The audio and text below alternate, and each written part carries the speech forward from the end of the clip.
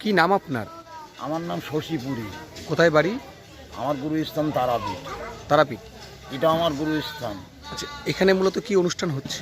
এখানে উপলক্ষে মায়ের তারামার পুজো উপলক্ষে নিয়ে হোম যজ্ঞ এবং মনসামঙ্গল যাত্রা, বিভিন্ন বাউল, বিভিন্ন অনুষ্ঠান নিয়ে আমরা 8-10 দিনই মেলা করি। এটা আজ তারামা, আজ 23-24 বছর এইভাবে আমরা মেলা করছি। অঘ্রাণ মাস পড়লেই যে অমাবস্যা পড়ে, সেই অমাবস্যা ধরেই আমরা মেলাটা করি। আচ্ছা, এখানে তারাপীঠ থেকে কত সাধু আসে না?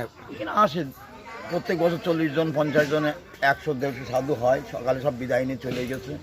আর মুসলিম আছে কিছু ঘরের মধ্যে টদি সাধু, ওপরে নিজ যে সব সাধুরা আছে।